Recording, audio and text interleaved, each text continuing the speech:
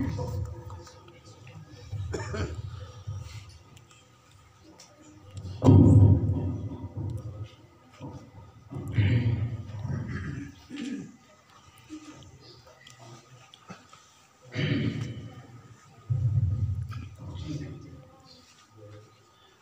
لله رب العالمين والصلاة والسلام على أشرف الأنبياء والمرسلين وعلى آله وأصحابه الطيبين الطاهرين. أما بعد فأعوذ بالله من الشيطان الرجيم. بسم الله الرحمن الرحيم. وَإِذْ أَخَذَ اللَّهُ مِيثَاقَ النَّبِيِّينَ لَمَا آتَيْتُكُم مِّن كِتَابٍ وَحِكْمَةٍ ثُمَّ جَاءَكُمْ رَسُولٌ مُصَدِّقٌ لِّمَا مَعَكُمْ لَتُؤْمِنُنَّ بِهِ وَلَتَنصُرُنَّهُ قَالَ أَقْرَرْتُمْ وَأَخَذْتُمْ عَلَىٰ ذَٰلِكُمْ إِصْرِي قَالُوا أَقْرَرْنَا قَالَ فَاشْهَدُوا وَأَنَا مَعَكُمْ مِنَ الشَّاهِدِينَ فَمَنْ تَوَلَّى بَعْدَ ذَلِكَ فَأُولَٰئِكَ هُمُ الْفَاسِقُونَ. قال النبي صلى الله عليه وسلم: أنا آخر الأنبياء وأنتم آخر الأمم ومسجدي آخر مساجد الأنبياء. وقال النبي صلى الله عليه وسلم: أنا حظكم من الأنبياء وأنتم حظي. وقال رسول الله صلى الله عليه وسلم: أنا خاتم النبيين لا نبي بعدي ولا رسول بعدي. وقال رسول الله صلى الله عليه وسلم: لا يؤمن أحدكم حتى يكون هواه تبعا لما جئت به. وقال رسول الله صلى الله عليه وسلم: لا يؤمن أحدكم حتى أكون أحب إليه من والده وولده والناس أجمعين. صدق الله العظيم وصدق رسوله النبی الکریم. سارے دوست محبت کے ساتھ درود پاک پڑھ لیں. اللهم صل على محمد وعلى آل محمد كما صليت على إبراهيم وعلى آل إبراهيم إنك حميد مجيد. اللهم بارك على محمد وعلى آل محمد كما باركت على إبراهيم وعلى آل إبراهيم إنك حميد مجيد. لائق سب تعظیم و تکریم قابل اعزاز علماء کرام، واجب الاحترام برادران اسلام، قابل قدر بزرگوں، دوستوں، بھائیوں، اور اگر آواز پہنچ رہی ہے تو ایک پردہ نشین مائیں، بہنیں اور بیٹی، آپ کی اس خوبصورت حسین مسجد میں مولانا محمد عمر فاروق صاحب کی وساطت سے میری اور آپ کی یہ محبت بھری ملاقات ہے. اس برکت سے کئی علماء کرام، قراء حضرات اور اہل علاقہ اور آپ بزرگوں کی زیارت کا شرف بھی نصیب ہوا. اور جب میں آیا تو حضرت مولانا جمشید صاحب گفتگو فرما رہے تھے تو ان کی قیمتی نصیحتیں میں نے اور آپ نے سنی. اللہ ہم سب کی اس حاضری کو قبول فرمائے. میں نے پوچھا تھا کہ آپ نے عنوان کیا رکھا ہے تو انہوں نے کہا امام الانبیاء کانفرنس. قرآن پاک کی میں نے ایک ایسی آیت کریمہ کی تلاوت کی ہے جس سے نبی کریم صلی اللہ علیہ وسلم کی چار شانوں کو اللہ نے بیان کیا ہے. ہمارے بزرگوں میں وہی بات ہے کہ ہم ناقد ہیں، نہ محقق ہیں، نہ مجتہد ہیں، بڑوں کی باتیں آپ تک پہنچاتی ہیں.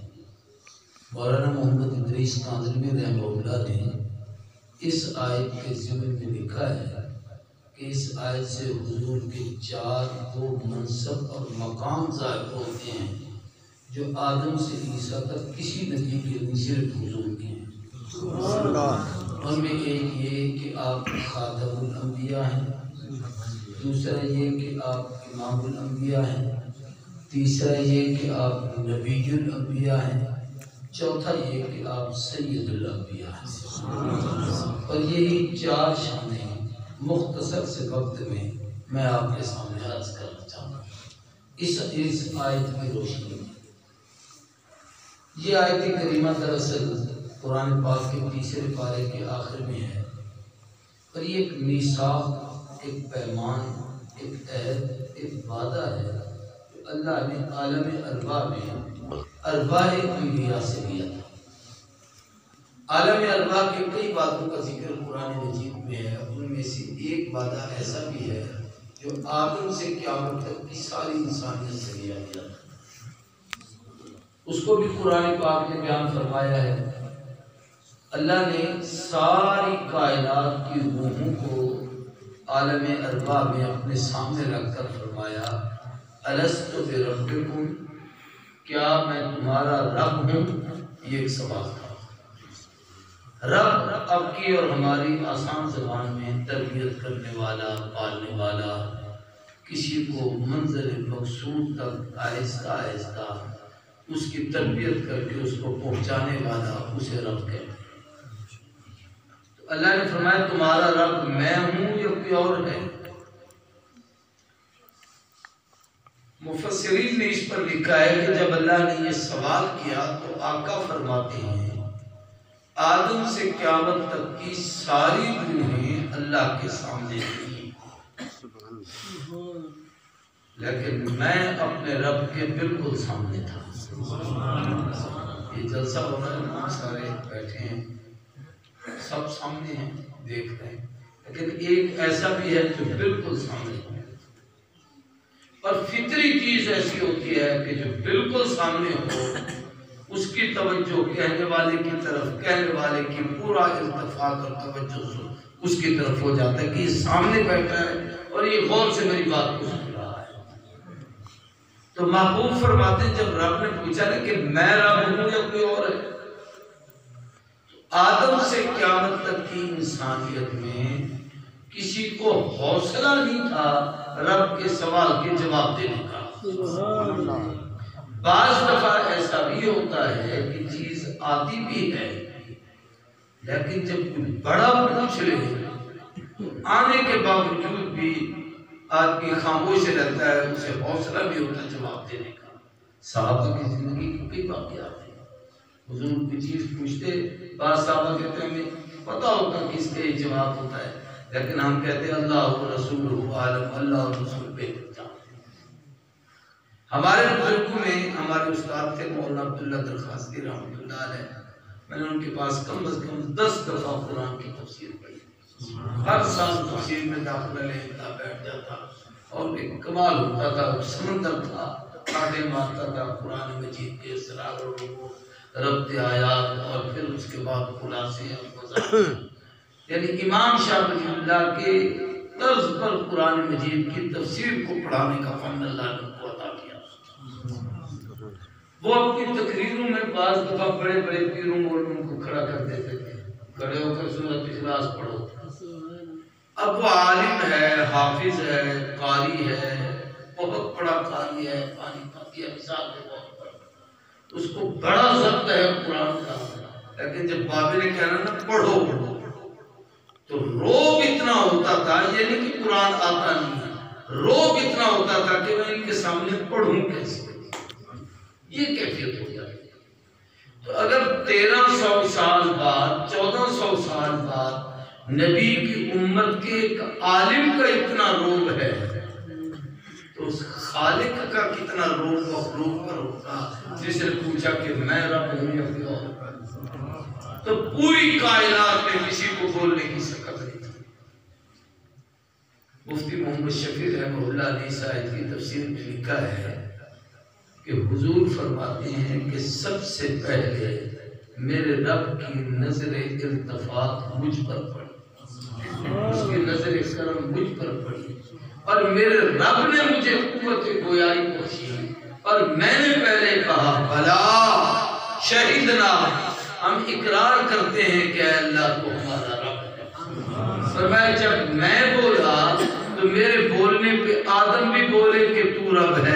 نوح بھی بولے کہ تو رب ہے، ابراہیم بھی بولے کہ تو رب ہے، انبیاء بھی بولے کہ تو رب ہے، صدیقین بھی بولے کہ تو رب ہے، شہداء بھی بولے کہ تو رب ہے، صالحین بھی بولے کہ تو رب ہے، اولیاء بھی بولے کہ تو رب ہے، عامت الناس بھی بولے کہ تو رب ہے، حتیٰ کہ کفار کی روحیں بھی پکار چکی کہ اللہ تو رب ہے۔ تو ساری کائنات نے رب کو رب تب مانا جب مصطفیٰ نے مانا۔ میں اس پر ایک اور بات آپ سے کہوں، سادہ سی باتیں ہیں، کوئی اختلافی کوئی لڑائی جھگڑے کی بات نہیں، محبوب کی عظمت کی باتیں آپ کو سمجھ جائیں۔ ہم مسلمانوں کا عقیدہ ہے، کسی فرقے کا عقیدہ ہے بیان کرتا یہ دیوبندیوں کا ہے، بریلویوں کا ہے، فلانے کا، جو مسلمان ہے اس کا یہ عقیدہ، اور یہی عقیدہ ہمارے اکابر نے ہمیں سمجھایا ہے۔ ہم مسلمانوں کا عقیدہ ہے کہ حضور اکرم صلی اللہ علیہ وسلم محسن انسانیت بھی ہیں اور معلم انسانیت بھی ہیں۔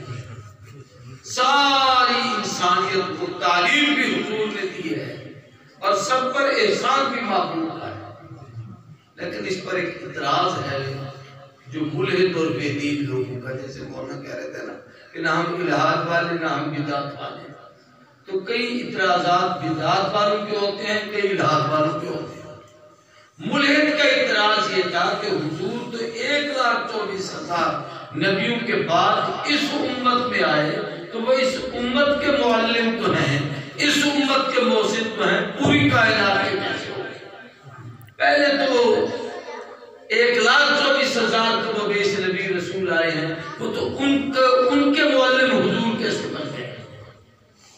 تو علماء نے اس کا جواب لکھا ہے کہ وہ جو عالم میثاق میں رب نے پوچھا تھا اور جواب کا کسی کو پتہ نہیں تھا، تو سب سے پہلے جب حضور نے جواب دیا تھا تو حضور کے کہنے پہ سب بولے تھے، تو وہ حضور معلم بنے تھے۔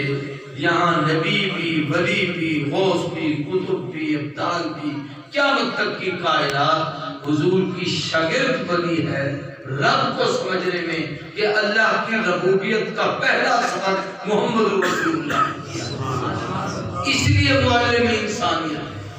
اور ایسے ہی محسن انسانیت ہیں کہ کسی محسن کا سمجھا دینا کہ ہمارا رب وہ ہے، ہمارا خالق وہ ہے، ہمارا محسن وہ ہے، اس سے بڑا محسن اور کون ہوگا جو اپنے رب کی پہچان کروا دے۔ اس لیے حضور معلم کائنات کے ہیں اور محسن کائنات کے ہیں۔ کتابوں میں حضور کے 2 نام بڑے مشہور ہیں۔ ویسے تو آپ کے اسماء گرامی علماء نے جو لکھے ہیں، 3,000 حضور کے صفاتی نام کتابوں میں ہیں اور 5,000 سے زیادہ صفاتی نام نبی کریم اللہ تبارک و تعالیٰ کی کتابوں میں موجود ہیں۔ ہمارے ایک عالم گزرے ہیں مولانا محمد موسیٰ لاہور میں، انہوں نے کتاب لکھی ہے برکات مکیہ، 800 حضور کے نام لکھے ہیں اس میں، اور ہر نام پر 3 دفعہ درود شریف، شروع میں بھی درود ہے اور نام کے بعد پھر درود ہے، پھر آخر میں آل اولاد کا تذکرہ کر کے بھی درود ہے۔ تو اب آپ اندازہ کریں کہ حضور کے ہر نام پر کئی مرتبہ درود شریف پڑھنا یہ کتنی بڑی قربت نصیب ہو رہی ہے۔ تو انہوں نے وہ سینکڑوں نام اکٹھے کیے۔ قرآن مجید میں تو ہمیں دائیں بائیں وہ جو لکھے ہوئے 99 نام اتنے ہی بتایا جائے، لیکن باقی حدیثوں میں سارے موجود ہیں۔ تو آقا کے 2 نام بڑے مشہور ہیں اور وہ دونوں نام حضور کے ساتھی ہیں، ایک احمد اور ایک محمد۔ احمد کے معنی ہیں وہ ہستی جو سب سے بڑھ کر اپنے رب کی تعریف کرے، اسے احمد کہتے ہیں۔ اور محمد کے معنی ہیں کہ وہ ہستی جس کی سب سے بڑھ کر پوری کائنات سب سے زیادہ جس کی تعریف کرے، یعنی جس کی ہر وقت تعریف کی جائے، خلق بھی تعریف کرے، خالق بھی تعریف کرے، اسے محمد کہتے ہیں۔ بات تو سمجھنے کی ہے 1000 سال ہے دنیا کی، تو 1000 سال اللہ کی توحید بیان کی، اللہ کا ذکر کیا، روتے رہے، گڑگڑاتے رہے، اور پتہ نہیں کتنی مدت تک زمین پر ان پہ یہ کیفیت رہی۔ پھر عرفات کے میدان میں ان کی توبہ قبول ہوئی۔ نوح علیہ السلام کی 950 سال جو قرآن میں بیان کی ہیں یہ ان کی تبلیغ کے ہیں، 50 سال اس سے پہلے کے ہیں، اور پھر اس طوفان نوح کے بعد پھر ان کی زندگی رہی، انہوں نے اپنی نسلیں دیکھی، 13 یا 1400 سال نوح علیہ السلام کی عمر ہے۔ تو اب نوح نے 1400 سال رب کی توحید بیان کی، آدم نے 1000 سال خدا کی توحید بیان کی، ابراہیم علیہ السلام نے 120 سال توحید بیان کی، کسی نے کتنی سال بیان کی، کسی نے کتنی سال بیان کی، اور حضور نے 23 سال۔ سارے بولو کتنی؟ 23 سال۔ یہ میرے بات صرف سمجھ نہیں ہے آپ نے، 23 سال۔ تو سوال یہ ہے کہ جس نے 1000 سال بیان کی وہ آدم رہا، احمد نہیں بنا۔ جس نے 1400 سال بیان کی وہ نوح تو رہا، احمد نہیں بنا۔ یہ 23 سال والا احمد کیسے بن گیا کہ سب سے بڑھ کر اس نے کی؟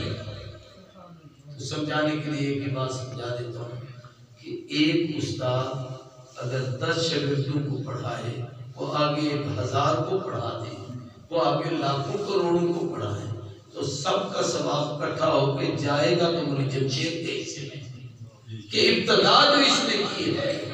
تو احمد حضور ایسے بنے کہ جو نور رب کی تعریف کر رہے ہیں، سیکھی تو محبوب سے ہے، آدم نے تعریف کی ہے، سیکھی تو آقا سے ہے، موسیٰ نے تعریف کی ہے، سیکھی تو آقا سے ہے، عیسیٰ نے تعریف کی ہے، سیکھی تو آقا سے ہے۔ جب سب کے آقا سردار ہیں، سب کے استاد ہیں، سب کے معلم ہیں، سب کے موزن ہیں، تو یہ در حقیقت حضور تعریف کر رہے ہیں، یہ محبوب کی تعریف ہے جو آگے سکھائی گئی ہے۔ اس لیے حضور احمد بنے ہیں کہ پوری کائنات میں رب کی تعریف اتنی کسی نے نہیں کی جتنی محمد کریم نے خدا کی تعریف کی۔ یہاں ایک بات اور بھی دل میں آئی تو وہ بھی سننے بڑی عجیب ہے۔ یہ نام ہر ایک کا ذاتی ایک ہوتا ہے۔ میرا نام عبدالکریم ہے، یہ ایک نام ہے، مولانا جمشید اقبال ہے، ایک نام ہے، مولانا عمر فاروق ہیں، ایک نام ہے، کیا نام ہے؟ مولانا غلام مرتضیٰ صاحب کی ایک نام، ہر ایک کا ایک نام ہے، لیکن حتیٰ کہ اللہ کا بھی ذاتی نام ایک ہے، اللہ۔ کیا کہہ دو؟ شوق سے، ذوق سے، محبت سے، پیار سے، واجب سے، ہمارا گیلانی مرحوم کہتا تھا ہر دم اللہ اللہ کر، نور سے اپنا سینہ پر، جیے تو اس کا ہو کر جی، مرے تو اس کا ہو کے مر۔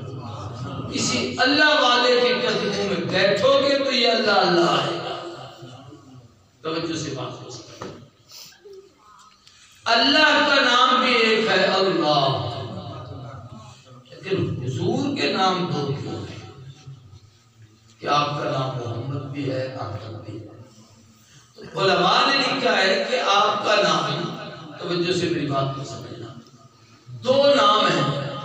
احمد وہ جو سب سے بڑھ کر رب کی تعریف کرے، اور محمد وہ کہ جو پوری کائنات سب سے زیادہ جس کی تعریف کرے۔ اور زمین پر آپ کا نام محمد ہے، آسمانوں میں اور پہلی کتابوں میں نام احمد ہے، قرآن مجید اور کلمے میں یہاں محمد ہے، پہلے نبیوں کے تذکرے میں احمد ہے۔ تو محمد کے نام کی شہرت احمد کے نسبت زیادہ ہے۔ محمد کے معنی سب سے بڑھ کر قابل تعریف، یعنی زمین اس کی تعریف کرے، آسمان اس کی تعریف کرے، چاند سورج ستارے ان کی تعریف کرے، عرش کرسی تعریف کرے، لوح و قلم تعریف کرے، اللہ درندوں کو پرندوں کو حتیٰ کہ حشرات الارض کو زبان دے وہ تعریف کرے، زمین والے تعریف کریں۔ تو محمد سے یہ تو پتہ چلا کہ سب ان کی تعریف کرتے ہیں، لیکن یہ نہ پتہ چلا کہ یہ بھی کسی کی تعریف کرتا ہے کہ نہیں۔ اس لیے دوسرے نام کی ضرورت تھی تاکہ پتہ چلے کہ جو سب اس کی تعریف کرتے ہیں یہ کس کی تعریف کرتا ہے؟ فرمایا سارے اس کی تعریف کرتے ہیں، یہ سب کو لے کر اس کے در پہ جا کے اس کی تعریف کرتے ہیں۔ اس لیے آپ کے یہ دو نام ہے، محمد بھی احمد بھی۔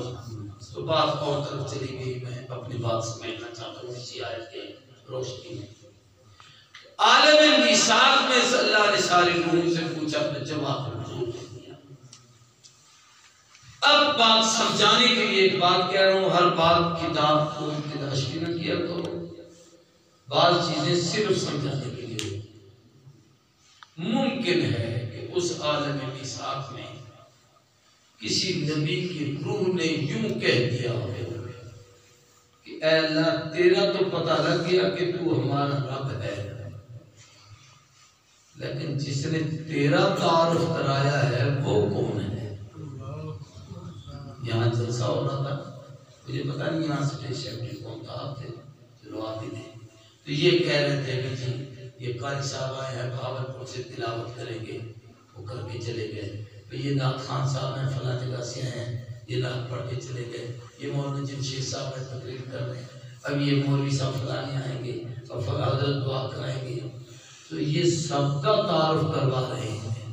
تو آپ میں سے جو ان کو نہ جانتا ہو تو کوئی کسی سے پوچھے یار سارے اندر تو پتہ لگیا، پر جڑا سب کا تعارف کرا رہے سی وہ کون سی؟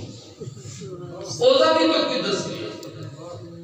تو شاید اس عالم میثاق میں کسی روح نبوت نے یوں کہا ہو کہ اے اللہ یہ تو پتہ چل گیا کہ تو ہمارا رب ہے، لیکن جس نے تیرا بتایا یہ بتا وہ کون ہے؟ اس کا تعارف تو ہمیں کرا۔ اللہ نے کہا اس کو سمجھنا ہر ایک کے بس کی بات ہی نہیں ہے۔ تسی ترازو لے کے نبی دی عظمت کو تولوے تواڈے بس سے چی کوئی نہیں۔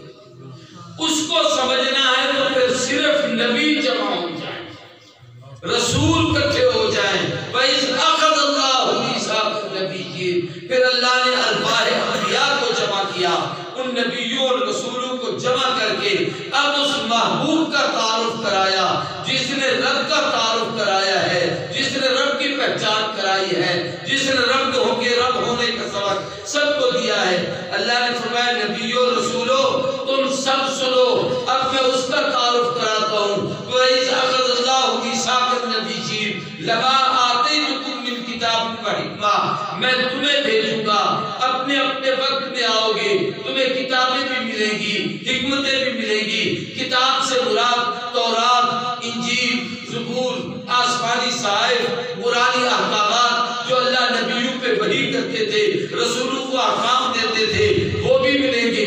والحکمہ، اور حکمت سے مراد اس نبی کی عملی سیرت، عملی طریقہ، اس کے آداب، اس کی زندگی گزارنے کے طریقے اور سلیقے، اور وہ حکمت کی باتیں کہ جس کی وجہ سے امت کو ہدایت ملے۔ میں تمہیں بھیجوں گا، کتاب بھی دوں گا، تمہیں زندگی کے نمونے بھی دوں گا، تم نے جا کے امتوں کو سمجھانا سکھانا ہے، لیکن جب تم سب اپنے اپنے وقتوں میں آ کے چلے جاؤ گے تو ثم جاءکم رسول، پھر ایک رسول آئے گا۔ کہہ دو پھر ایک اونچی بات سے، پھر ایک رسول آئے گا۔ ایک تو لفظ ثم نے حضور کا مقام بیان کیا کہ سب چلے جائیں گے، سب کے آخر میں ایک آئے گا، وہ آخری ہوگا، اس کے بعد اور کوئی نہیں آ سکتا اور کسی کو نہیں بھیجا جائے گا۔ سب کے آخر میں آئیں گے ثم جاءکم۔ دوسرا یہاں لفظ رسول استعمال کیا کہ وہ رسول ہوں گے،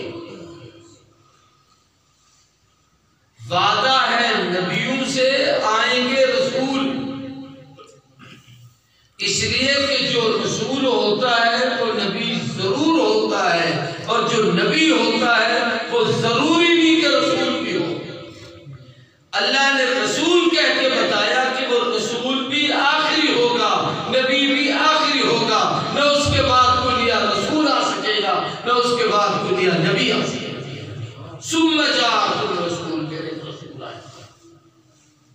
اب اس رسول کا نام اس آیت میں نہیں ہے۔ رب کے لیے تو کوئی مشکل نہیں کہ اللہ کہہ دیتے ثم جاءکم رسول محمد رسول اللہ یا ثم جاءکم محمد، لیکن تفسیر علی میں ہے، سیدنا علی نے اس کی تفسیر میں لکھا ہے هو محمد رسول اللہ، اس رسول سے مراد محمد کریم ہے۔ کئی باتیں عجیب ہوتی ہیں، بعض دفعہ میں سوچتا رہتا ہوں یہ علی نے یہ تفسیر بتائی، باقی بھی تو بتا سکتے تھے، اس لیے کہ ممکن ہے کسی کے فہم میں یہ آئے کہ جیسے نبی پہ وحی آتی ہے ایسے علی پہ بھی آتی ہوگی، جیسے وہ مختلف ذات ہیں ویسے یہ بھی ہوں گے، جیسے وہ مقتدا ہیں ویسے یہ بھی ہوں گے، جیسے ان کا مقام ہے ویسے ان کا بھی ہوگا۔ تو علی نے پہلے ہی بتا دیا کہ اس میں شامل نہیں، وہ ایک ہی ہے کہ محمد ثم جاءکم رسول آخر رسول، یعنی محمد رسول اللہ۔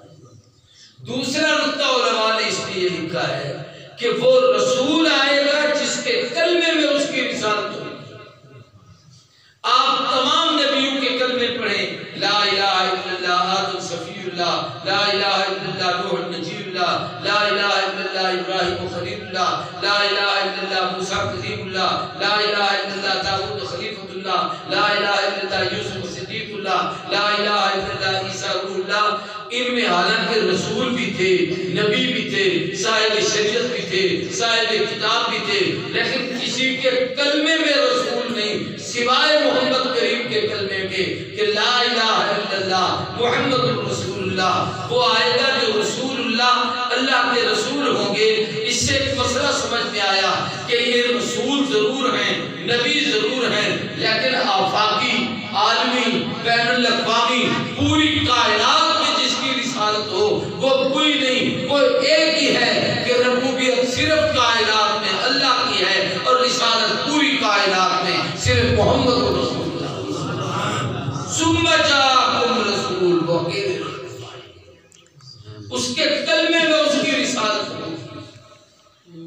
تو اس ثم نے بتایا کہ خاتم الانبیاء، اس پر ایک بات مولانا تشکر الدین پوری کی وہی بات ہے کہ اپنی کوئی بات نہیں، بڑوں کی باتیں ان کے نام لے لے کے آپ کو نقل کرتا ہوں۔ وہ فرمایا کرتے تھے کہ اللہ نے حضور کی یہ ساری شانیں بیت المقدس میں ظاہر کی تھی۔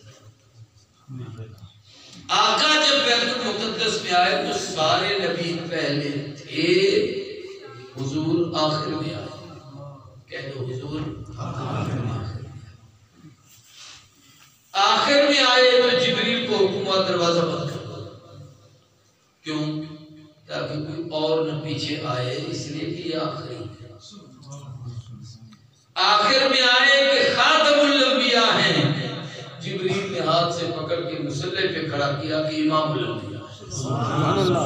گویا شب معراج ختم نبوت کا تاج بھی حضور کے سر پر ہے، امامت نبوت کا تاج بھی سر پر ہے کہ سارے نبی اولو العزم ہیں، سارے نبی برگزیدہ ہیں، سارے نبی رب کے بھیجے ہوئے ہیں، سارے صاحب وحی ہیں، سب کے سب معمور و معصوم ہیں، سب عظمتوں والے ہیں، لیکن جب محمد کریم ہوں ان میں سے امامت کے لائق سوائے محمد کے اور کوئی نہیں، تو سب سے آگے آئے کہ امام الانبیاء حضور ثم جاءکم رسول۔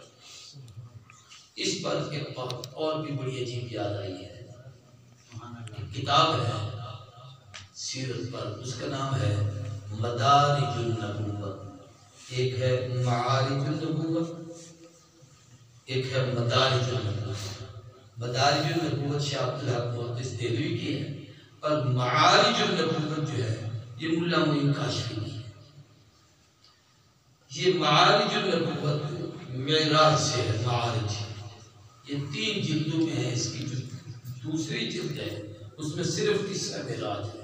اس نے کتنا لمبا تفصیل سے روایتوں میں پیسے اپنی جگہ پر ہوں گے وہ بڑے لوگ کرتے ہیں، لیکن اس نے واقعات عجیب ان واقعات میں سے ایک واقعہ اس نے اس کے اندر نقل کیا ہے جو آپ کو سمجھانا چاہتا ہوں۔ وہ یہ ہے کہ جب حضور آئے تو سارے نبی تھے لیکن اپنی اپنی عبادت میں مصروف تھے، تو کسی نبی نے حضور کے آنے کے لیے کھڑا بھی ہوا استقبال نہیں کیا. اس لیے ان المساجد للہ فلا تدعوا مع اللہ، رب کا گھر ہے، اس میں اس کی کبریائی اور عظمت کا تذکرہ ہے. ہاں مہمان آئے روانہ کرنا تو سنت ہے کہ اسے دروازے تک چھوڑنے کی جاؤ، الوداع کرنے کے لیے جاؤ. وہ سب ہمارے ہاں ہوتا ہے ایسے، لینے کے لیے تو بہت دور سے لے آتے ہیں، چھوڑنے کے لیے دوسرے کو کہتے ہیں تو توڑ دے، میں نہ ملنا پڑے. یہ میں ادب سمجھا رہا ہوں کہ سنت کیا ہے. اکرام مہمان کا یہ ہے کہ اس کو روانہ کرنے کے لیے جاؤ. تو نبی کریم صلی اللہ علیہ وسلم کے آنے کے بعد انبیاء نوافل میں تھے. آپ نے بھی وہاں آگے نوافل پڑھی. کہتے ہیں جیسے تحیت المسجد کی حیت ہوتی ہے کہ بھئی مسجد میں آؤ باوضو ہو تو 2 نفلیں پڑھ لیا کرو، تو آقا نے بھی پڑھی. پھر جبریل نے وہاں آزان دی. اصل یہ روایت بیان کرنا چاہتا ہوں. جو جبریل امین نے آزان دی وہ بڑی عجیب ہے.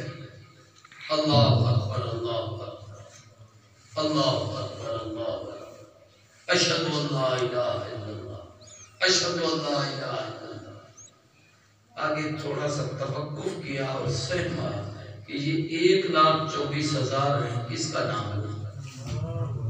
بابا آدم صفی اللہ بھی تو ہے، نوح نجی اللہ بھی تو ہے، ابراہیم خلیل اللہ بھی تو ہے، موسیٰ کلیم اللہ بھی تو ہے، داؤد خلیفۃ اللہ بھی تو ہے، یوسف صدیق اللہ بھی ہے.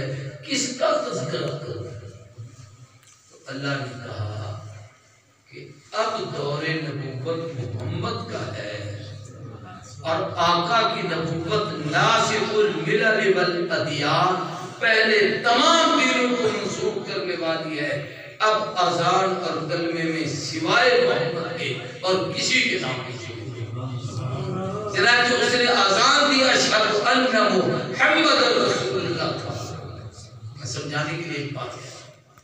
حضرت موسیٰ علیہ السلام کی موجودگی میں ہارون ان کے بھائی تھے اور وہ نبی بھی تھے اور ان کے ولی بھی تھے اور ان کے وصی بھی تھے کہ تورات لینے کے لیے جائیے وصیتیں کر کے جائے اور خلیفہ بھی تھے. اگر یوں کہا جاتا لا الہ الا اللہ موسیٰ کلیم اللہ ہارون ولیہ و وصیہ و کیا کہتے ہیں خلیفۃ و وزیر و اخیہ، یہ سب جائز تھا کہ قرآن کے لفظ قرآن کے اجعل لی وزیرا من اہلی ہارون اخی، اللہ مجھے وزیر بھی دے، بھائی بھی دے، عید بھی دے، میرا خلیفہ بھی بنا. یہ قرآن کے ہیں اور حقیقت بھی ہے. اگر یہ کہا جاتا تو عیب نہیں تھا، لیکن قانون قدرت یہ ہے کہ کلمے میں بھی 2 سے تیسرا جز کوئی نہیں، آذان میں بھی 2 سے تیسرا جز کوئی نہیں. نہ آذان میں کسی غیر کی محمد کریم کے غیر کسی کے نام کی اجازت ہے، نہ کلمے کے اندر کسی کی حضور کے بغیر کسی اور کے نام کی اجازت ہے. تو آذان نماز پڑھائی گئی. میں سمجھانا یہ چاہتا تھا کہ اس آذان میں بھی کسی نبی کا نام نہیں. جب حضور کے ہوتے ہوئے کسی نبی کے تذکرے کی اجازت نہیں تو حضور کے ہوتے ہوئے آذان میں کسی غیر نبی کے تذکرے کی بھی اجازت نہیں. اور پھر جہاں پوری امت اس پر متفق ہو وہاں اگر کوئی ایسا کرے تو اس کا مطلب یہ ہے کہ فطرہ پرور اور دہشت گرد وہ ہے. میں یاد کرنا چاہتا ہوں کہ حضور کی ایک عظمت تو یہ ظاہر ہے کہ خاتم الانبیاء، دوسرا امام الانبیاء سب سے آگے آیا. اب یہاں ایک مسئلہ اور بھی سمجھو. قرآن مجید جس ترتیب سے اترا ہے ان مسائل کے امام تو بیٹھے ہیں یہ لوگ، میں تو ایسی چھوٹی چھوٹی باتیں سناتا ہوں. سب سے پہلی سورت حضور پہ اتری تھی اقرا، اس کی ابتدائی آیت تھی. پھر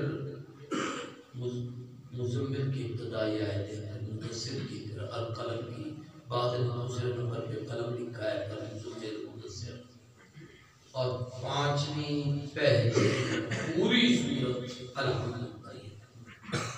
تو یہ ابتدائی اسلام میں حضور نے معراج کیا ہے اعلان وحی کے 10 سال بعد. اس وقت حضور کو 2 نمازیں ملی ہوئی تھی، 5 نمازیں معراج کی رات ملی ہے.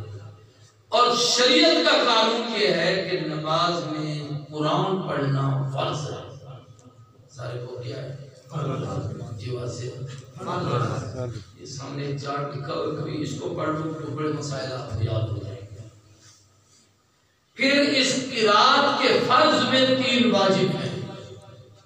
فاتحہ پڑھنا واجب ہے، سورت ملانا واجب ہے، فاتحہ کو پہلے پڑھنا واجب ہے، سورت کو بعد میں ملانا واجب ہے. یہ 3 واجب ہیں. اب نبی کریم صلی اللہ علیہ وسلم مصلی پر ہے، جو پیچھے جتنے نبی تھے یہ بھی ایک بات یاد ہے. عمر میں حضور ان سب نبیوں سے چھوٹی عمر کے تھے کہ 50 سال کی عمر میں تھے جب معراج ہوا.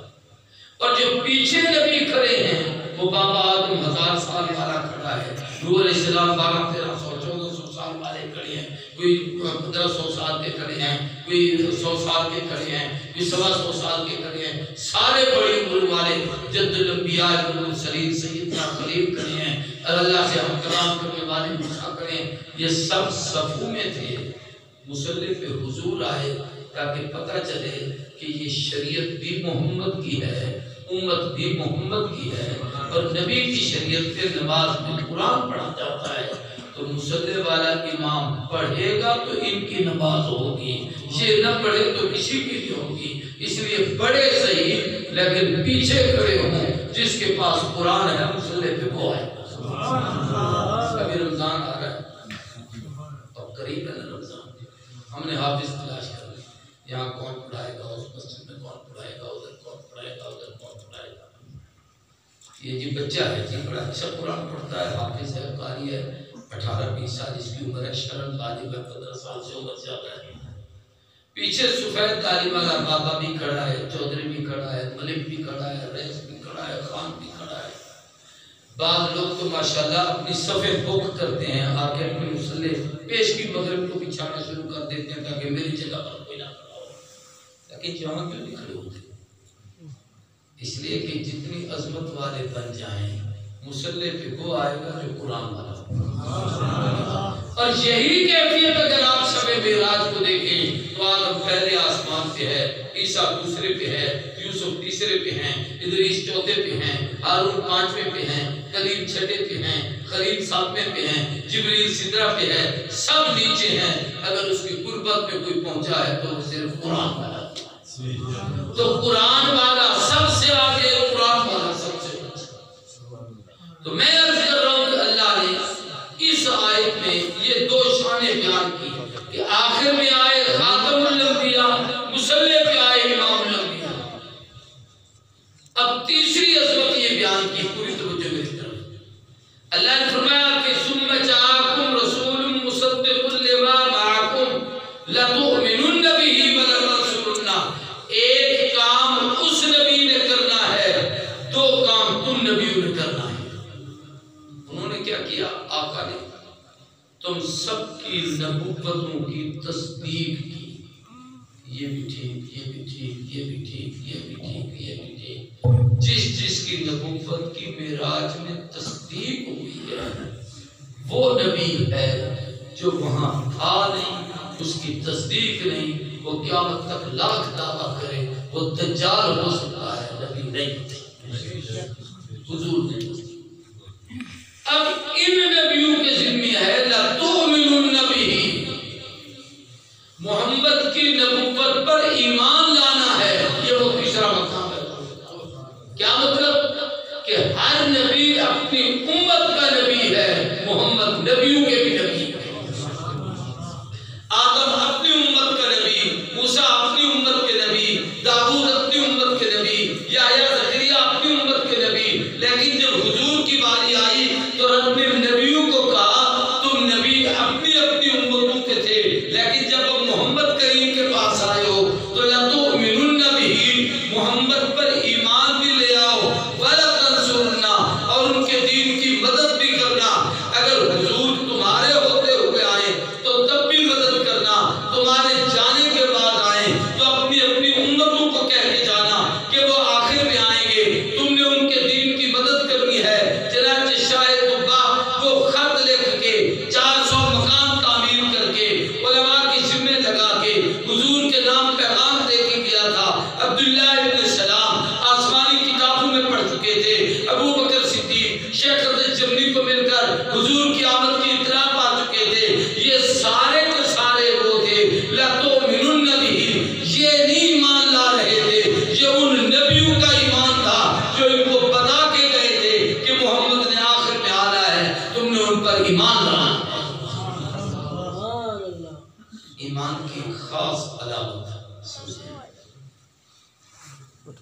ہمارے یہاں کسی مولوی سے جھگڑا ہو جائے، یہاں تو خیر نہیں ہوتا پاک صاحب اچھے لوگ ہیں، اس مسجد میں ویسے نہیں ہوتا، باقیوں میں بھی اللہ کرے نہ ہو، ورنہ 50 سال نماز پڑھنے کے بعد کہنے ایسے مجھے اور نماز نہیں ہوتی، ان ہٹا دو، ایک قبول نہیں، اور مولوی لے آؤ، چلو یہ اور لے آؤ، 15 دن کے بعد اور ایسے پیچھے بھی نہیں ہوتی، کیوں جواب کیا ہوتا ہے؟ میرا عزت ایمان کوئی نہیں، میں عزت ایمان ہی نہیں رکھتا، میں عالم ہی نہیں سمجھتا، میرا عزت اعتقاد ہی نہیں، میں نیک ہی نہیں سمجھتا، میں متقی نہیں سمجھتا، میں صحیح عقیدے والا نہیں سمجھتا، جو میرا عزت ایمان نہیں ہے تو پیچھے نماز کے نہیں، ایسا ہے یا نہیں ہے؟ اللہ نے کہا سارے صفے باندھ کے میرے محبوب کے پیچھے کھڑے ہو، لَتُؤْمِنُنَّ بِهِ، تاکہ تمہارے ایمان کی تصدیق ہو جائے کہ تم نے محمد کے پیچھے نماز پڑھی ہے، محمد نبی الانبیاء بنے ہیں، امام الانبیاء بنے ہیں، کہ حضور تمہارے نبی بھی ہیں، تمہارے امام بھی ہیں اور خاتم الانبیاء۔ یہ اسی آیت میں سارے وہ مقام رسالت واضح ہو رہے ہیں، تو سارے نبیوں نے حضور کے پیچھے نماز پڑھی۔ اگلا تھا کہ وَلَتَنْصُرُنَّ، ان کے دین کی مدد کرنا، علماء نے لکھا ہے اس کے لیے اللہ نے ایک نبی کو اب بھی زندہ آسمانوں پہ بٹھایا ہوا ہے، اور یہ امت کا اجماعی عقیدہ ہے، اس عقیدے کا منکر کافر ہے، وہ ہے حیات مسیح کہ عیسیٰ آسمانوں پہ زندہ ہے۔ قرب قیامت میں اتریں گے دمشق کی جامع مسجد میں، مشرقی مینارے پر نماز کا وقت ہوگا، تکبیر کہی جا چکی ہوگی، صفیں بن چکی ہوں گی، امام صاحب مصلی پر کھڑے ہوں گے، جو اس وقت امت کے امام ہوں گے حضرت مہدی، وہ مصلی پر کھڑے ہوں گے، تو عیسیٰ علیہ السلام اوپر سے آواز دیں گے او بھائی مجھے بھی اتار لو، میں بھی نماز میں شریک ہونا چاہتا ہوں۔ اتوں اتنے تک آ گئے اور تھلے نہیں آ سکتے، آسمان سے یہاں مینارے پہ آ گئے، نیچے نہیں اتر سکتے، تو کچھ مسائل سمجھائے جاتے ہیں۔ اوپر کا نظام عالم بالا کا ہے، یہ عالم اسباب ہے، وہاں سے رب اپنی قدرت اور طاقت سے لائے، یہاں اسباب کو حکم دیا سیڑھی لگاؤ اور اتارو، اتریں گے تو ان کے بالوں سے پانی ٹپک رہا ہوگا، اور 2 کپڑے ان نے پہنے ہوں گے، ایک نیچے تہبند ہوگا، اوپر جیسے احرام کی چادر ہوتی ہے۔ یہ پانی کیا ہے، چادریں کیا ہیں؟ علماء نے لکھا ہے کہ جب گئے تھے آسمان پر تو حمام میں غسل کر کے انہوں نے وہ چادریں باندھی تھیں تو اللہ نے وہاں سے اٹھایا تھا۔ اب یہ جو پانی کے قطرے نہانے کے بعد ٹپک رہے تھے، سردی، گرمی، خشکی، تری، صحت، بیماری، زندگی، موت، یہ جہان ہے، عالم بالا میں یہ چیزیں نہیں ہیں، تو جب یہاں سے اوپر گئے ہیں تو جو پانی کا قطرہ جہاں تھا وہ وہیں جم گیا ہے، جب قرب قیامت میں آئیں گے وہ قطرے پھر ٹپکیں گے۔ اس کی مثال بالکل ایسے ہے کہ آپ برف پانی میں گلاس میں بھر کے اگر فریزر میں رکھ دیں وہ وہاں جم جائے گا، جب تک وہاں سے نکلے گا نہیں، عام حالت میں آئے گا نہیں، وہ پانی بن کے نیچے نہیں آئے گا، تو اس وقت جو عیسیٰ کے بالوں سے پانی کے قطرے ٹپکیں گے، یہ وہی ہوں گے جو غسل کرنے گئے تھے، وہ لگے ہوئے ہیں وہی قطرے پانی کے ٹپکیں گے۔ عیسیٰ علیہ السلام نیچے آئیں گے، حضرت مہدی انہیں کہیں گے آپ نماز پڑھائیں کہ آپ نبی ہیں، اور قانون بھی یہی ہے کہ نبی کے ہوتے ہوئے غیر نبی کی عظمت نہیں، لیکن حضرت عیسیٰ نہیں پڑھائیں، کہیں گے آپ پڑھائیں، اس کی 2 حکمتیں ہیں، بلکہ 2 عقیدے اس سے ظاہر ہوتے ہیں۔ ایک عقیدہ تو یہ کہ عیسیٰ عملاً بتائیں گے کہ میں اس امت کا نبی بن کر نہیں آیا، میں محمد کا امتی بن کے آیا ہوں۔ اگر یہ عیسیٰ آگے کھڑے ہو جائیں تو کسی کو شک پڑے گا محمد کی نبوت ختم ہو گئی، اب پھر عیسیٰ آ گیا ہے، اب اس کی شریعت کے احکام شروع ہو گئے، اس کی نبوت شروع ہو گئی۔ فرمایا نہیں پیچھے کھڑے ہو کر نماز پڑھو تاکہ حضور کی ختم نبوت کا یقین ہو کہ نبی کی امت کا امام پڑھا رہا ہے، اس امت کا نبی اس امت کے امام کے پیچھے کھڑا ہے۔ حتیٰ کہ عیسیٰ کی شادی حضور کی شریعت کے مطابق ہوگی، اس کے نکاح کے گواہ حضور کی شریعت کے مطابق ہوں گے۔ عیسیٰ کو 2 بیٹے ہوں گے، ایک کا نام موسیٰ رکھیں گے، ایک کا نام محمد رکھیں گے، یہ بھی حضور کی شریعت کے تابع ہوں گے۔ عیسیٰ علیہ السلام یہاں زندگی گزاریں گے، حضرت مہدی اور عیسیٰ مل کر فتنہ دجال کا مقابلہ کریں گے، تو حضرت عیسیٰ پیچھے کھڑے ہوں گے، آگے نہیں جائیں گے۔ ایک وجہ تو یہ کہ حضور کی نبوت کی عظمت کا اظہار، دوسری وجہ ایک اور بھی ہے کہ عیسیٰ پر کون سی کتاب اتری؟ سارے بولو۔ اور نماز میں کیا پڑھا جاتا ہے؟ سارے کہو قرآن۔ اگر عیسیٰ مصلی پر کھڑے ہوں تو کیا پڑھیں؟ آپ بھی بتائیں کہ انجیل نماز میں پڑھے اس کی ہوگی، اس لیے آگے قرآن پڑھے، چونکہ اس کے پاس انجیل ہے تو جس کو قرآن نہ آتا ہو وہ امام کے پیچھے چپ کر کے کھڑا رہے، اس کی ہو جائے گی۔ یہ مصلی پہ آیت تو نہیں ہوگی تو وہاں 1,24,000 کی حضور کے پیچھے ہو گئی، یہاں عیسیٰ کی مہدی کے پیچھے ہو گئی، درمیان میں ہم سب کی ہو گئی۔ یہ جھگڑے ہی نہیں ہے، جاہل کے جھگڑے ہیں، بے وقوفوں کے جھگڑے ہیں۔ اتنی واضح قرآن و سنت سے یہ مسائل ہیں کہ آدمی اس پر دوسری رائے نہیں قائم کر سکتا۔ تو میں یہ عرض کر رہا ہوں کہ حضور کا یہ مقام 3 مقام بنا کو بیان کیا: خاتم الانبیاء، امام الانبیاء، نبیوں نے پیچھے نماز پڑھی تو نبی الانبیاء۔ اب چوتھا درجہ ہے سید الانبیاء۔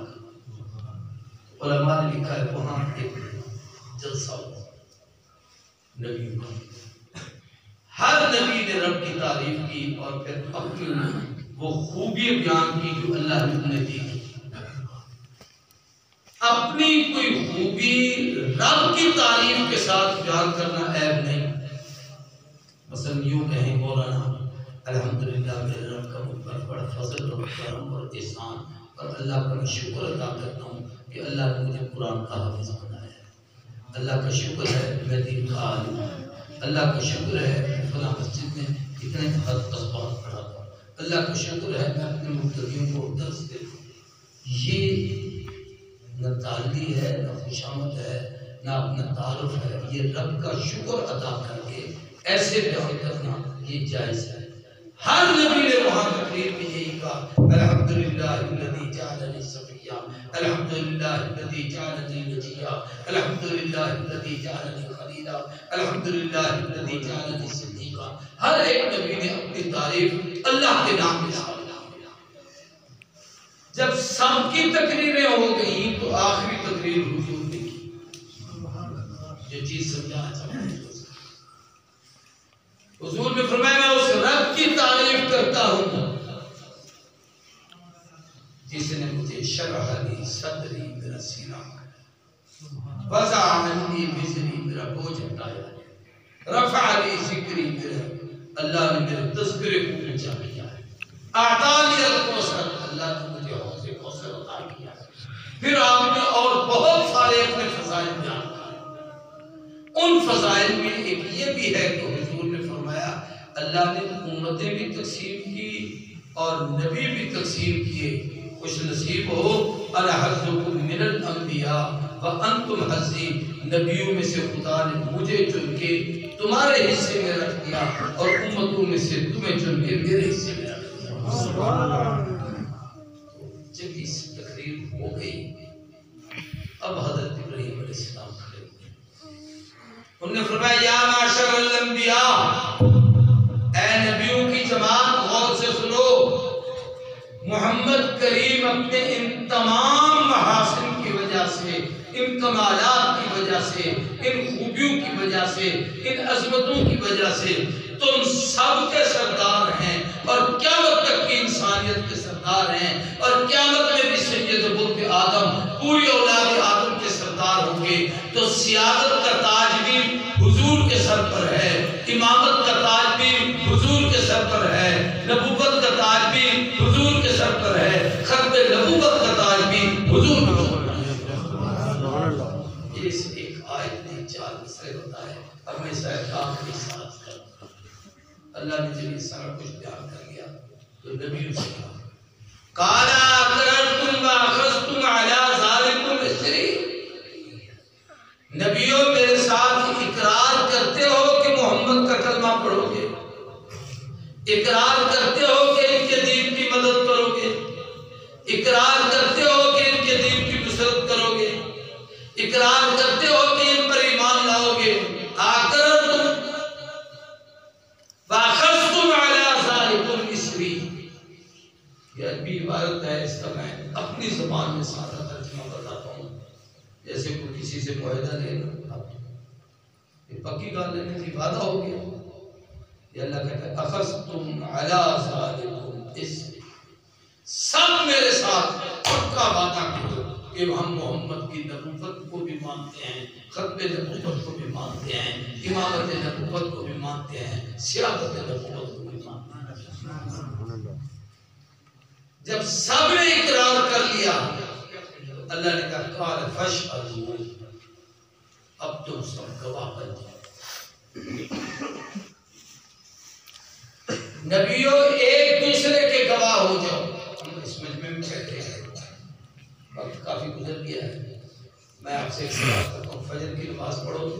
انشاءاللہ، اگر اللہ نے چاہا سو گئے تو پڑھیں گے، انشاءاللہ پڑھیں گے، ضرور پڑھیں گے۔ اچھا، یہ مسئلہ سمجھانے کے لیے کہہ رہا ہوں، وعدہ تو اللہ سے آپ کا ہے، نماز پڑھنے کا ویسا تھوڑی ہے، میں ایک مسئلہ سمجھانا چاہتا ہوں، جو پڑھیں گے وہ ہاتھ کھڑا کریں۔ اب میری طرف جب میں نے کہا کہ گواہ ہو نماز پڑھو گے تو آپ نے کہا ہم گواہی دیتے ہیں، آپ نماز پڑھیں گے، تو آپ نے جب ہاتھ کھڑا کیا، مولانا نے ہاتھ کھڑا کیا تو انہوں نے ان کو دیکھا، انہوں نے ان کو دیکھا، انہوں نے ان کو دیکھا، انہوں نے ان کو دیکھا، انہوں نے ان کو دیکھا، انہوں نے ان کو دیکھا، ہر ایک نے ایک دوسرے کو دیکھا۔ میں اوپر بیٹھا تھا، میں نے سب کو دیکھا، میں نے تو سب کو دیکھا ہے نا، لیکن آپ نے ایک دوسرے کو دیکھا۔ اللہ نے کہا فاشهدوا، ایک دوسرے کی گواہی دو کہ اس نے بھی اقرار کیا، اس نے بھی کیا، اس نے بھی کیا، اس نے بھی کیا، اس نے بھی کیا۔ اگلی بات پڑھیے جی، اللہ فرماتے ہیں آنا معکم من الشاہدین، میں بھی تمہارے ساتھ محمد کی ختم نبوت کا گواہ بھی ہوں، امامت نبوت کا گواہ بھی ہوں، سیادت نبوت کا گواہ بھی ہوں، اور اس پر ایمان لانے کا گواہ بھی ہوں۔ یعنی رب بھی ایمان رکھتا ہے کہ محمد میرا نبی ہے۔ جو بات سمجھانا چاہتا ہوں اس کو سمجھو، میں تمہارے ساتھ گواہوں میں سے ہوں۔ بات سمجھو کر، تھوڑا سا ہے مشکل بات لیکن آسان کرنا چاہتا ہوں۔ اللہ یوں کہہ دیتا انا علیکم شہیدا، میں اوپر ان سب کو دیکھ رہا ہوں، تم نے گواہی دی، میں تم پر گواہ ہوں کہ تم نے گواہی دی ہے۔ رب نے یوں نہیں کہا، فرمایا آنا معکم من الشاہدین، جیسے تم گواہی دے رہے ہو میں یہاں سے اتر کے وہاں بیٹھ جاتا ہوں، میں بھی تمہارے ساتھ ہاتھ کھڑا کر کے کہتا ہوں جیسے تم گواہ ہو ویسے میں بھی گواہ ہوں۔ اس پر ایک سوال ہے کہ اللہ تجھے کیا ضرورت پڑی یوں گواہی دینے؟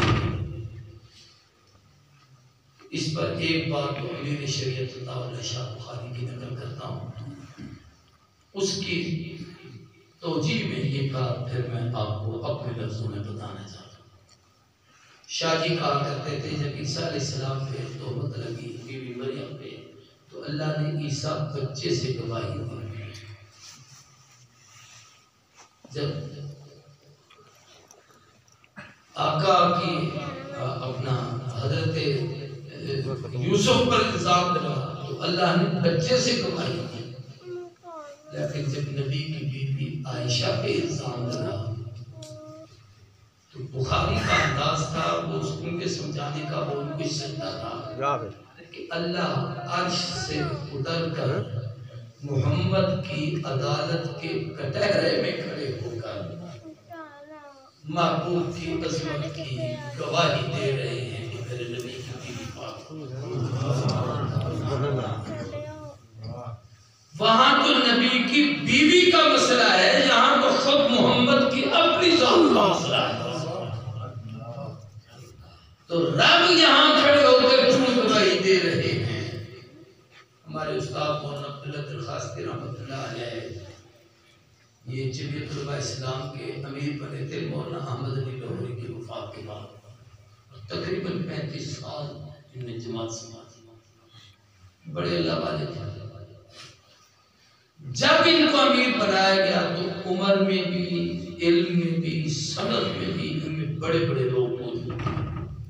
مثلا مولانا عبدالحق کوڑا خٹک دیوبند میں 7 سال پڑھا چکے، مثلا مولانا غلام غوث ہزاروی مولانا ادریس کاندلوی کے ساتھی تھے، انور شاہ کے شاگرد تھے، اور درخواست صاحب نے دیوبند دیکھا ہی نہیں تھا پوری زندگی، گئے بھی نہیں تھے، وہ وہاں کے فاضل بھی نہیں تھے۔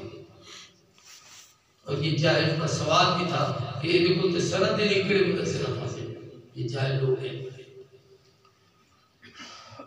لیکن بنا لیا امیر حضرت درخواستی کو۔ اور جگہ کس کی تھی؟ احمد علی لاہوری کی، وہ شیخ التفسیر، یہ بھی شیخ التفسیر، وہ بھی اپنے وقت کا ولی، یہ بھی اپنے وقت کا ولی، اس کا تعلق بھی دین پور کی خانقاہ کے ساتھ تھا، ان کا تعلق بھی اسی خانقاہ کے ساتھ تھا، یہ بھی مزاج نبوت میں ڈھلا ہوا مجاہد تھا۔ تو جب ان کو امیر بنایا تو حضرت تشریف لے گئے، یہ چھچ کا علاقہ ہے اٹک کے ساتھ، یہ مولانا غلام اللہ خان کی جائے پیدائش بھی وہاں کی ہے، آبادی کا علاقہ ہے۔ وہاں حضرت نے فرمایا میں نے قرآن مجید کی سورۃ فاتحہ کا درس دینا ہے، اعلان کر دو علماء آئیں اور 7 دن میرے پاس فاتحہ پڑھیں، تاکہ ان کو پتہ چلے کہ جن کا ذہن یہ ہے کہ دیوبند سے نہیں پڑھا تو علم کیا ہے، کہ ان کو پتہ چلے کہ اس پر آدمی کی توجہ تھی تو علم کتنا ہے۔ حضرت درخواستی نے جب تفسیر پڑھانا شروع کی سورۃ فاتحہ تو سب سے پہلے بابا ہزاروی جو اس وقت عمر میں بھی بڑے تھے، شاگرد بھی انور شاہ کے تھے، فاضل بھی دیوبند تھے، اور تحریک آزادی کے آدمی بھی تھے، وہ قرآن کھول کے سامنے بیٹھ گئے۔ تو کسی نے بابے سے پوچھا بابا تو اپنا مقام دیکھ، ایک ایسا آدمی نے دیکھ، تو جو دے کے قرآن کھول کے بیٹھ گیا، تینوں الحمدللہ ترجمہ نہیں آتا، سورۃ فاتحہ آپ کو نہیں آتی کہ آپ نے اس سے پڑھی ہے؟ تو بابے نے جواب دیا تھا جو میں سمجھانا چاہتا ہوں، جس کے لیے میں نے اتنی بڑی محنت کی۔ اس نے کہا جس کو ہم نے امیر بنایا ہے، اگر میں اس کی عزت ایسے نہ کروں تو ان کو کیسے پتا چلے گا کہ اس کا مقام کیا ہے؟ انا معکم من الشاہدین، اللہ تو عرش سے اتر کے یہاں ان کے ساتھ کیوں گواہی دے رہا ہے؟ اللہ کہتا ہے جس کو میں نے امام الانبیاء بنایا ہے، جس کو میں نے خاتم الانبیاء بنایا ہے، جس کو میں نے سید الانبیاء بنایا ہے، جس کو میں نے اشرف الانبیاء بنایا ہے، جس کو میں نے کائنات کا سردار بنایا ہے، اگر میں اس کی عظمت ایسے نہ کروں تو ان کو کیسے پتا چلے گا کہ محمد کا مقام کیا ہے؟ میں بات ختم کر لوں۔ یہ تو تھا وہ 4 منصب حضور کے میں نے آپ کے سامنے بیان کیے، باقی باتیں اللہ پر کبھی لائے گا عرض کروں گا۔ آخری بات اللہ نے فرمایا فَمَن تَوَلَّى بَعْدَ ذَلِكَ فَأُولَئِكَ هُمُ الْفَاسِقُونَ۔ فَمَن تَوَلَّى بَعْدَ ذَلِكَ، اس اقرار کے بعد کہ محمد ہمارے نبی ہیں، اس اقرار کے بعد کہ محمد آخری نبی ہیں، اس اقرار کے بعد کہ کائنات کے سردار ہیں، اس اقرار کے بعد کہ خاتم الانبیاء ہیں، اس اقرار کے بعد کہ یہ امام الانبیاء ہیں، ماننے کے بعد فمن تولی بعد ذالک، کسی نے اس کی زندگی سے منہ موڑا، اس کی سیرت سے رخ موڑا، ان کے کردار سے رخ موڑا، ان کے افکار سے رخ موڑا، ان کی باتوں کو چھوڑا، تو فَأُولَٰئِکَ هُمُ الْفَاسِقُونَ۔ علماء نے یہاں فسق بمعنی کفر لکھا ہے۔ نبیوں پہ تم نبی بھی نہیں رہو گے، نبوت کا تاج چھین کے کافر ملے۔ اب یہ سبق میرے آپ کے لیے، جب رب نبیوں سے یہ وعدہ لے رہا ہے تو میں اور آپ کس بات کی ہوگی؟ اصل سمجھ رہی ہے۔ مولانا نے وہ بڑی اچھی بات کہی تھی، کیا جی کیا شعر آپ نے پڑھا تھا؟ میں شاعری بھول گیا ہوں، مثلا کسی زمانے میں تو 500 شعر ایک تقریب میں سنا تھا، اب وہ بھول ہی گئے۔ یا آپ نے شعر نہیں پڑھا تھا؟ غلامی کیا؟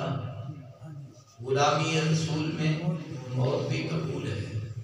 تو حضرت نے کہا بھی حیات کیوں قبول نہیں نبی کی غلامی؟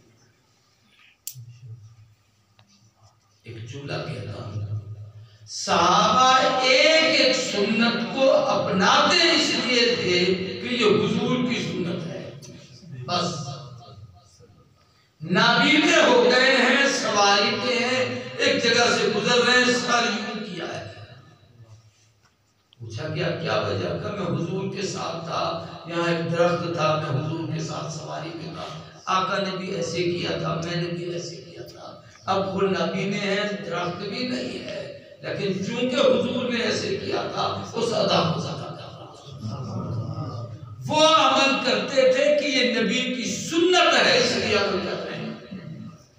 میں آپ سے معذرت کے ساتھ ایک بات کہہ رہا ہوں، ہم سنتوں کو اس لیے چھوڑتے ہیں کیونکہ مولوی صاحب سے مسئلہ پوچھنا جی فرض تے کوئی نہیں کہا، جی فرض نہیں، اچھا سنت ہے نا تو پھر ہے۔ اس کا معنی یہ ہے کہ نبی کے ساتھ کوئی تعلق نہیں تھا کہ اس کی سنت کو چھوڑ دیا۔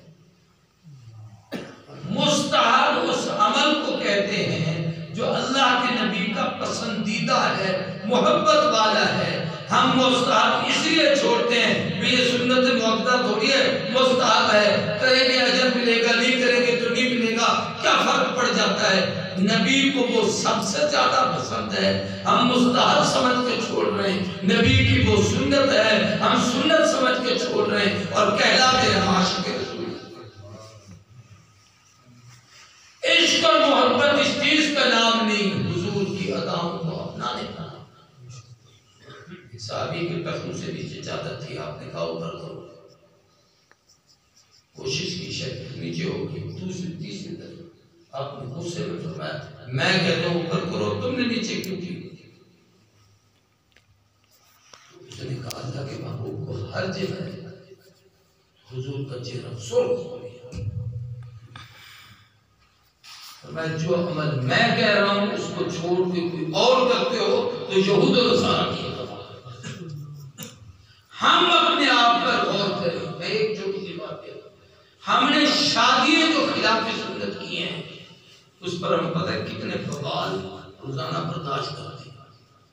سنت ہے نکاح مسجد میں کرو، یہ سنت ہے، علماء بیٹھے، جب نکاح مسجد میں ہوتے تھے تو گھروں میں عزت رہتی تھی، عورتیں پردے کے ساتھ ہوتی تھی، مرد مسجد میں آتے تھے، دلہا بھی آتا تھا، یہاں نوافل بھی پڑھتا تھا، مسجد میں بیٹھتے بھی تھے، ذکر بھی ہوتا تھا، عالم کوئی خیر کی بات نکاح کے حوالے سے بھی کہہ دیتا تھا، خطبہ نکاح بھی پڑھتا تھا، پتہ نہیں کتنی سنتیں زندہ ہو جاتی تھیں۔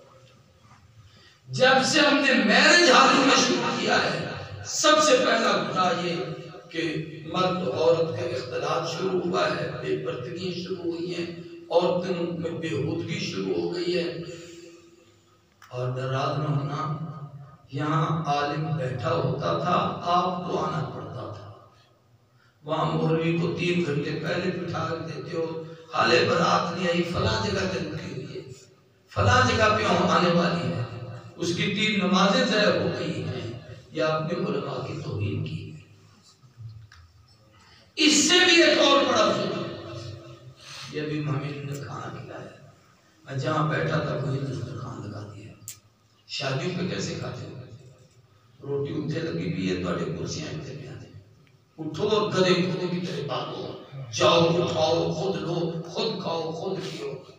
دنیا میں بھی کوئی آدمی اپنے مہمان کے ساتھ ایسے کرتا ہے جیسے شادی میں آپ کے ساتھ کرتا ہے. یعنی اتنی بڑی بے اکرامی، اتنی بڑی توہین، نبی کی شریعت کا اتنا بڑا مذاق آدمی کی عقل تک رہتا ہے. حضور نے فرمایا من کان یؤمن باللہ والیوم الآخر فلیکرم ضیفہ. اللہ رسول پر آپ دھیان رکھتے ہو تو مہمان کا اکرام کیا کرو. یہ اکرام ہے کہ اٹھ کے جاؤ وہاں سے سالن لے کے آؤ، اٹھ کے جاؤ وہاں سے روٹی لے کے آؤ، گدے گھوڑوں کی طرح چلتے ہوئے کھاؤ. سوچیں ہم کہ ہماری عملی زندگی حضور کی سیرت کے مطابق ہے. پانی پینے میں سوچیں حضور کا طریقہ کیا تھا، کھانا کھانے میں سوچیں محبوب کا طریقہ کیا تھا، مسجد میں داخل ہونے میں حضور کا طریقہ کیا تھا، باہر نکلنے میں حضور کا طریقہ کیا تھا. اور یہ جو جملہ ہے نا، جو ہو نہ عشق مصطفیٰ تو زندگی فضول ہے، یہ عشق کا لفظ بھی مذاق ہے. مجھے معاف کر دینا، میں بڑا سخت لے جاتا ہوں. پورے قرآن میں لفظ عشق استعمال ہوا، حالانکہ عشق عربی کا لفظ ہے، فیہ ما یعشقون الناس مزاج. پورے حدیث میں عشق کا لفظ استعمال ہوا. یعنی اتنا بھیڑا لفظ ہے، نہ خدا کو پسند ہے نہ نبی کو پسند ہے. قرآن میں محبت ہے، جو ہے قرآن کو باللہ الذین آمنوا واشکروا باللہ انہ لحب الخیر لشدید. والکیت علیکم محبت. حدیثوں میں محبت ہے. المرء مع من احب حبک شیء یومی ویسم لا یؤمن احدکم حتی اکون احب الیہ. محبت ہے، عشق نہیں. فرق کیا ہے اس کو سمجھیں. عشق میں عاشق چاہتا ہے جو میں چاہوں وہ کروں اور میری منشا اور مراد پوری ہو. معشوق کی عزت رہے نہ رہے، میرے دل کی آگ مجھے میری حسرت پوری ہو، اس کو عشق کہتے ہیں. محبت اس کے برعکس ہے. محبت میں محب کہتا ہے میں رہوں نہ رہوں میرے محبوب سلامت رہے. صحابہ کو حضور سے محبت تھی. ہاتھوں میں ہتھکڑی ہیں، پاؤں میں جولان ہیں، سینے پہ پتھر ہیں، گردن میں رسی ہیں، مکے کے بازاروں میں گھسیٹا اور پیٹا جا رہا ہے. لیکن یہ کمال محبت ہے کہ نبی کے خلاف بات برداشت نہیں. ہاتھوں اور پاؤں میں میخیں لگی ہوئی ہیں، حضور کے خلاف بات برداشت نہیں. کہ یہ کمال محبت ہے. اور عشق میں عاشق اپنی مرضی پوری کرتا ہے. ہیں عاشق رسول کام کریں گے خلاف رسول، ہیں عاشق رسول کام کریں گے توہین رسول کا، ہیں عاشق رسول عمل کریں گے نبی کی سنت کے خلاف. یہ عشق نہیں ہے، یہ سوائے گناہ کے اور کچھ نہیں. تو ہمیں حضور سے، آپ حضور سے محبت رکھتے ہیں یا عشق؟ سارے کو تو محبت کا تقاضا ہے کہ اتباع کی جائے. محبت کا تقاضا ہے کہ ان کے نقشے قدم پہ چلا جائے. اور یہ بھی ایک عجیب بات ہے. فرق یہی ہے کہ محبت میں اتباع ہوتی ہے اور عشق میں پتہ کیا کہا جاتا ہے. اچھا ڈرتے لوگ کیا پتہ ہے عشق کی گلاں نہیں. یعنی کوئی آدمی کہہ دے رہا کہ مولوی صاحب آپ نے جو یہ کام کیا یہ قرآن اور حدیث میں ہے، آپ نے نماز میں یہ عمل کیا یہ کہیں حدیث میں ہے، آپ نے اذان میں یہ کام کیا یہ کہیں حدیث میں، اور کانوں کیا پتا ہے عشق کا. عشق دیا بنا. عشق کا معنی ہے میری خواہش کی بات. محبت کا معنی ہے نبی کی خواہش کی بات. نبی کی اتباع کرنے میں ایمان ہے، نبی کی تابعداری کرنے میں جنت ہے، نبی کی تابعداری کرنے میں نجات ہے. فَأُولَٰئِكَ هُمُ الْفَاسِقُونَ. اگر پیغمبر کی اتباع نہ کی تو جب نبی فسق کی طرف چلا جائے گا، میں اور آپ کس بات کی بولی ہیں، ہم تو ویسے کافر ہو جائیں گے. تو میں خدا کا واسطے ہاتھ جوڑ کر سب دوستوں سے کہتا ہوں آج اپنی زندگی بدلنے کی نیت کم اتنا تو بدل لے کہ ہم اس قابل تو ہو جائیں کہ قیامت کے دن جب حضور کے سامنے ہوں تو حضور دیکھ کے یہ تو کہیں کہ واقعی یہ میرا امت ہے۔ حدیث میں آتا ہے تو ایران سے آدمی آئے حضور کے پاس، وہاں کے نمائندے بن کے، ان کا حلیہ کتاب میں ہے، کسی پہ تنقید کر رہا، سب میرے بھائی ہیں، مجھ سے لاکھ بچے بیٹھے تھے، ان کی مونچھیں بڑی بڑی تھی، ان کے چہرے پہ داڑھی کا نشان نہیں۔ حضور نے فرمایا من امرکم بہذہ الصور المرء، یہ لامتی چہرہ بنانے کو کس نے کہا؟ وہ چونکہ اس بادشاہ کے ماتحت تھے، انہوں نے کہا امرنا ربنا، ہمارے مربی نے، ہمارے حاکم نے، ہمارے بادشاہ نے کہا ہے۔ تو حضور نے فرمایا امرنی ربی، میرے رب نے بھی مجھے حکم دیا ہے، مجھے کہا چہرے پہ داڑھی کو بڑھاؤ، مونچھوں کو کتراؤ، میں اپنے مالک کا حکم مانتا ہوں، میں اسی کی اتباع کرتا ہوں۔ قیامت کے دن اگر حضور نے مجھ کو آپ کو دیکھ کر کہا یہ چہرہ تو میری امت کا نہیں لگتا، یہ تو یہود و نصارہ سے ملتا ہے، تو سوچے میں اور آپ کیا جواب دیں۔ میں آپ سے کسی پہ تنقید نہیں کر رہا، صرف دل میں خدا کے لیے سوچیں اور اپنی عملی زندگی کو بدلنے کی کوشش کریں گے بھائی انشاءاللہ۔ اور میں حضرت سے درخواست کروں گا، آسان سی کتاب ہے اس میں رسول اکرم ڈاکٹر عبداللہ عارفی کی جیسے فضائل اعمال اگر آپ یہاں پڑھتے ہیں تو اس میں سے کچھ حصہ پڑھ دیا، اس میں حضور کے آداب زندگی، کھانا کھانے کا طریقہ، پانی پینے کا طریقہ، سونے کا طریقہ، جاگنے کا طریقہ، کپڑے پہننے کا طریقہ، جوتا پہننے کا طریقہ، باہر نکلنے کا طریقہ، گھر میں آنے کا طریقہ، ایک ایک چیز محبوب کی ادا کی، نبی کی اداؤں میں ہماری نجات ہے۔ بس مومن یہ ہے جو ادا رسول پر قربان۔ اللہ تعالیٰ ہم سب کو عمل کی توفیق دے۔ یہ کیلنڈر ہے حضور کی سیرت پر، یہ باہر کاری ہے، اس کو ملے گا، اس میں آپ کی پوری سنسار زندگی، آپ کے اسماء مبارک، آپ کے اصحاب کاتبان وحی دربار رسالت کی سفیر 27 جلدوں میں شرکت، 63 سال زندگی کا نچوڑ، اور پھر اس میں آپ کا شجرا، آپ کی آل اولاد شیخ عبدالقادر جیلانی تک بڑی محنت ہے اور قیمتی چیزیں اس میں ہیں جو آپ کو ملیں گی۔ ایک خط ہے جنات کے نام، جس گھر میں جن جادو کے اثرات ہوں، حضور صلی اللہ علیہ وسلم نے حضرت علی سے لکھوایا تھا، حضرت ابو دجانہ کی تقدیم تھی، اللہ نے اس پر کو محفوظ کیا۔ سید نفی شاہ سے رحمہ اللہ ہمارے بزرگوں میں سے تھے، انہوں نے مجھے اس کی اجازت عنایت فرمائی تھی، ان کی اجازت سے ہم نے اس کو شیئر کیا ہے۔ اس کو جس گھر میں لگائیں، گھر محفوظ، مریض ہو تو اس کو پلاسٹر کور کر کے رکھیں، اس کے تکیے کے نیچے رکھ دیا کریں۔ یہ میری کچھ تقریریں ہیں برطانیہ کی، وہاں گیا تھا تو مختلف مقامات پر بیانات ہوئے، میں سے ٹی وی پاکستان میں ایک رہا ہے، اب ماشاءاللہ اس اسلامی حکومت نے اس پہ پابندی لگا دی ہے، تو اس میں سے یہ کچھ کتاب تقریریں نکال کر انٹرویو میں اس کو شائع کیا ہے، آپ پڑھیں گے تو یہ لطف ہوگا کہ دیار غیر میں کرنا خیر کیسے کہا جاتا ہے۔ تو وہ باتیں ہیں، اللہ ہم سب کو عمل کی توفیق دے، حضور کی اتباع کی توفیق عطا فرمائے، آپ کے صحابہ اہل بیت کی محبت عطا کرے، ہم سے وہ کام کرے جس سے رب بھی راضی ہو، اس کا محبوب بھی دعا کریں۔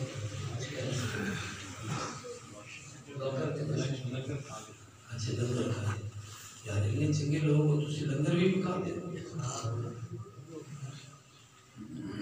ٹھیک ہے؟ اچھا یہاں لوگ پیسے بھی دیتے ہیں، کیسے دیتے ہیں؟ ایویں خام بات اسی کرنے سے یہ بڑے سخت لوگ ہیں، کتنی محبت والے پیسے دیتے ہیں، الحمدللہ۔